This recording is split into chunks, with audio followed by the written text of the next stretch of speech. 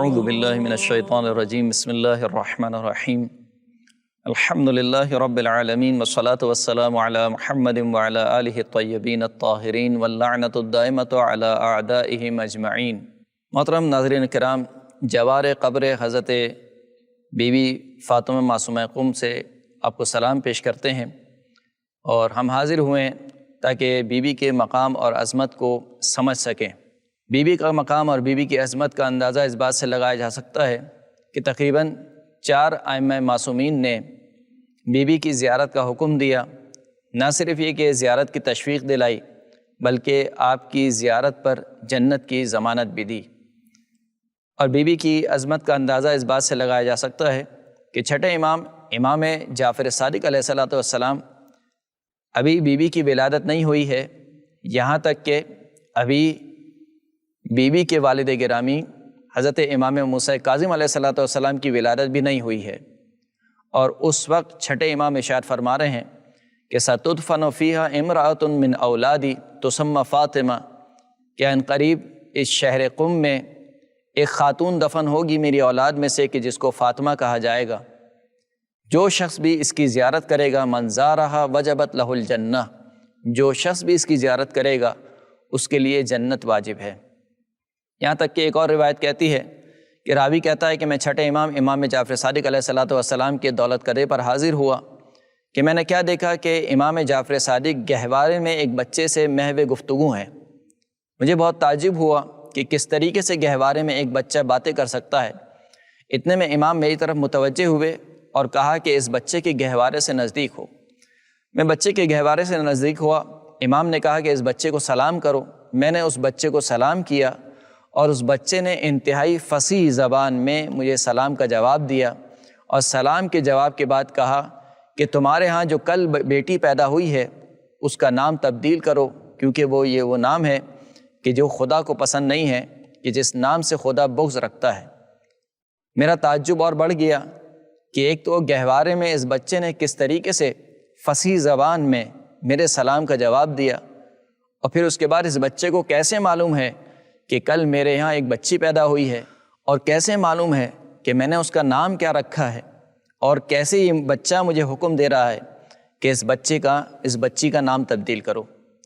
جب امام نے میری حیرانی دیکھی تو کہا کہ حیران نہ ہو، میرا یہ بیٹا میرے بعد امام موسیٰ کاظم علیہ السلام ہے، اور اسی کی نسل سے خداوند کریم ایک بیٹی عطا کرے گا کہ جس کا نام فاطمہ ہوگا، اور جو شخص بھی اس کی زیارت کرے گا خداوند کریم اس کے لیے جنت کو واجب قرار دے گا۔ تو یہ مقام اور عظمت ہے کہ جس کو چھٹے امام بیان فرما رہے ہیں۔ پھر اس کے بعد خود بی بی کے زیارت نامے میں، جو زیارت نامہ امام علی رضا علیہ السلام سے منقول ہے، اس زیارت نامے میں جو آخر میں آ کے آپ دعا مانگتے ہیں یا بی بی کو پکار کر کہتے ہیں کہ یا فاطمہ تو اشفعی لنا فی الجنہ، کہ اے بی بی فاطمہ میرے لیے جنت کے بارے میں خدا کی بارگاہ میں شفاعت کیجیے۔ یعنی یہ کون کہلوا رہا ہے ہم سے؟ یہ ایک امام معصوم ہے جو کہلوا رہے ہیں کہ دیکھو جب بی بی کے بارگاہ میں کھڑے ہو تو اس طریقے سے مخاطب ہو کر کہو کہ یا فاطمہ تو اشفعی لنا فی الجنہ، اے فاطمہ، اے بی بی فاطمہ میرے لیے شفاعت کیجیے جنت کے بارے میں۔ یہ کوئی کم مقام نہیں ہے، اس لیے کہ مقام شفاعت کس کو حاصل ہوتا ہے؟ قرآن مجید میں خداوند کریم سورہ مریم میں ارشاد فرماتا ہے کہ لا یملکون الشفاعۃ الا من اتخذ عند الرحمن عہدا، کہ یہ لوگ کوئی بھی شفاعت کے مالک نہیں ہو سکتے مگر یہ کہ شفاعت کا مالک وہی بن سکتا ہے کہ جس نے خدائے رحمان سے شفاعت کا عہد لیا ہو۔ ایک طرف امام معصوم کہہ رہے ہیں کہ دیکھو تم بی بی سے درخواست کرو کہ میری شفاعت کریں، اور دوسری جانب سے آیت یہ کہہ رہی ہے سورہ مریم میں کہ شفاعت کا مالک نہیں ہو سکتا مگر یہ کہ جس نے خدائے رحمان سے عہد لیا ہو۔ اس کا مطلب یہ کہ حتماً بی بی کی شخصیت وہ شخصیت ہے کہ جو خدا کے اتنے نزدیک ہے کہ جس نے خدائے رحمان سے شفاعت کا عہد لیا ہوا ہے۔ اسی لیے امام جعفر صادق علیہ السلام اشارہ فرماتے ہیں تقبض فیہا امرأۃ من ولدی تسمی فاطمہ بنت موسیٰ، کہ اس شہر قم میں ایک خاتون کا انتقال ہوگا کہ جس کا نام فاطمہ بنت موسیٰ بن جعفر ہے۔ تدخل بشفاعتها شیعتی باجمعہم، کہ کہ جس کی شفاعت سے میرے تمام کے تمام شیعہ جنت میں داخل ہو جائیں گے۔ یعنی اس سے بڑھ کر بی بی کا اور کیا مقام ہوگا کہ بی بی یعنی امام جعفر صادق یہ کہہ رہے ہیں کہ جو میرے شیعہ ہیں وہ بی بی کی اس شفاعت سے جنت میں داخل ہوں گے، اور سارے کے سارے شیعہ بی بی کی شفاعت سے جنت میں داخل ہو جائیں گے۔ تو یہ بی بی کا ایک مقام ہے۔ دوسری طرف اگر بی بی کی سیرت پر نگاہ ڈالی جائے تو بی بی کا ایک مقام علمی ہے، اس قدر عالمہ ہے، کیونکہ جس گھرانے میں تربیت پائی ہے، جس آغوش میں تربیت پائی ہے، وہ امامت کا گھرانہ ہے، وہ آغوش امامت ہے، وہ باب مدینۃ العلم کے وارث کی آغوش ہے، وہ باب مدینۃ العلم کے وارث کا گھرانہ ہے۔ اس گھرانے سے، اس گھرانے کے سرچشمے سے بی بی نے شیر پیا ہے، تو کیوں نہ ہو کہ وہ ان کا جو علمی مقام ہے اور جو علمی شخصیت ہے وہ اس قدر نمایاں کیوں نہ ہو کہ یہاں تک کہ روایت کہتی ہے کہ کچھ لوگ مدینے میں داخل ہوئے اور ساتویں امام موسیٰ کاظم علیہ السلام کے دولت قدے پر گئے اور کہا کہ کچھ سوالات ہیں، ان سوالات کے جوابات ہمیں چاہیے۔ کہا گیا کہ امام تشریف نہیں رکھتے ہیں، وہ کہیں سفر پر گئے ہوئے ہیں۔ انہوں نے کہا کہ ہم مجبور ہیں، ہمیں سوالوں کے جواب چاہیے، لہٰذا ہم یہ ایک کام کرتے ہیں کہ ان سوالوں کو لکھ دیتے ہیں، اور سوالوں کو لکھ کر انہوں نے اہل خانہ کو دے دیا اور کہا کہ جب امام پلٹیں تو ان سے جواب لکھوا لیے گا، ہم جب اگلے سفر میں آئیں گے تو ان سوالوں کے جوابات لے جائیں گے۔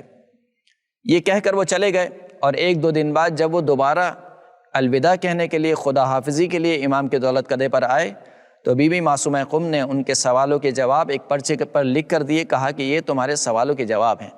وہ اس سوالوں کے جواب لے کر چلے، اور سفر میں ان کی ملاقات ساتویں امام موسیٰ کاظم علیہ السلام سے ہوئی، اور کہا کہ اس طریقے سے ہم مدینے گئے تھے، ہمارے کچھ سوال تھے، آپ کو نہ پایا تو ہم نے وہ سوال ایک پرچے پر لکھ دیے اور آپ کے اہل خانہ کو دے دیے، لیکن جب ہم وہاں سے لوٹنے لگے تو آپ کی بیٹی بی بی فاطمہ نے ہمیں ان سوالوں کے جواب لکھ کر دیے۔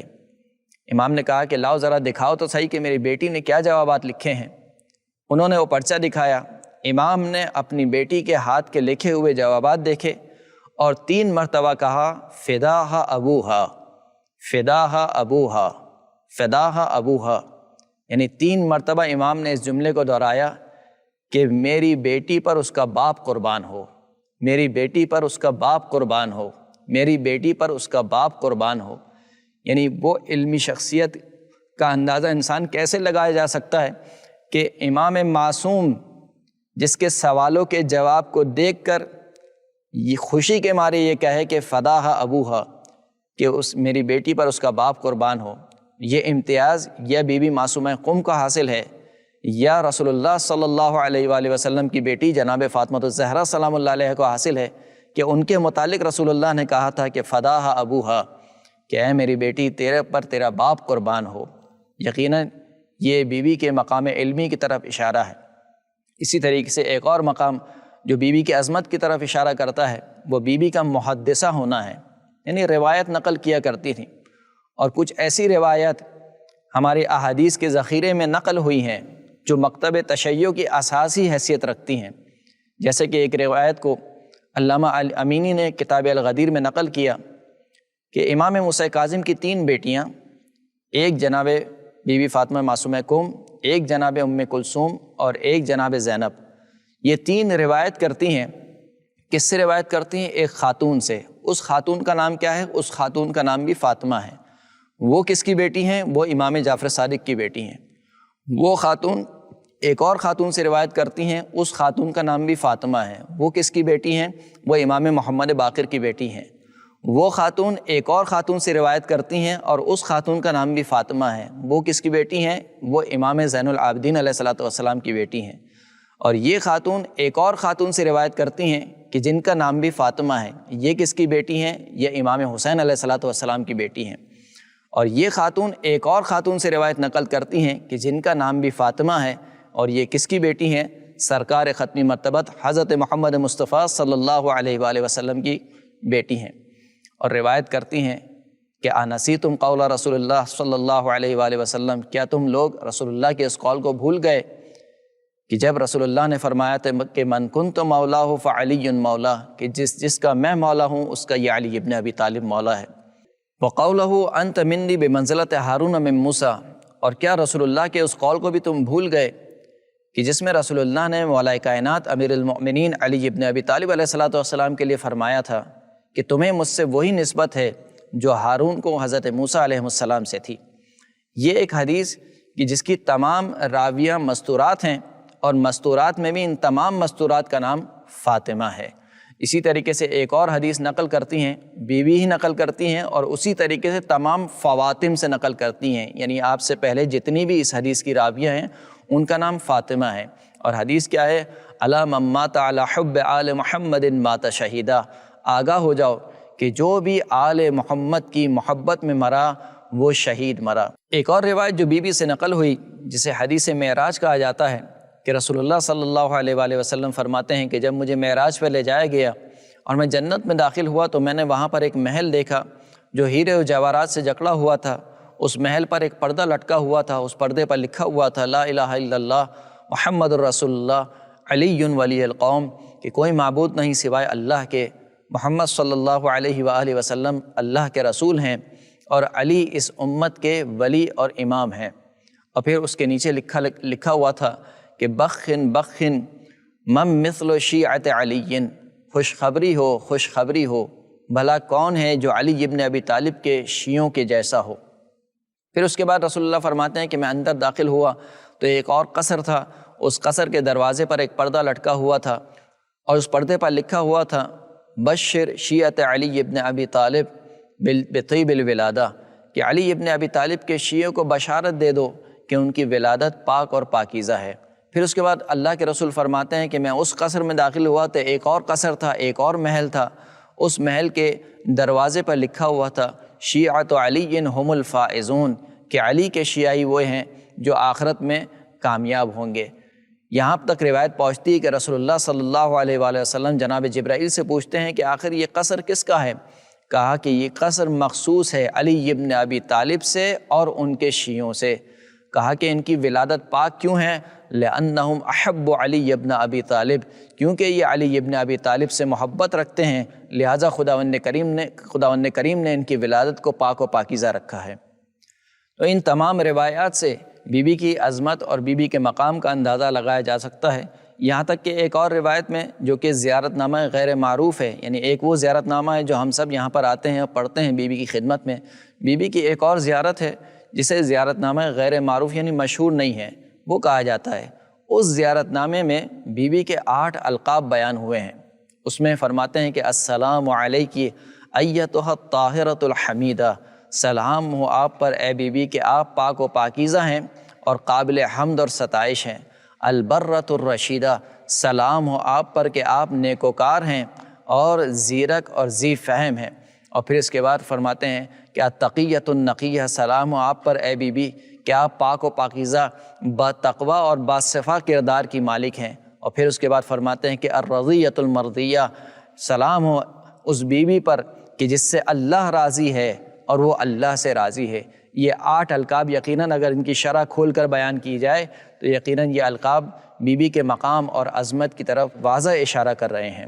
وآخر الدعوانا ان الحمد للہ رب العالمین۔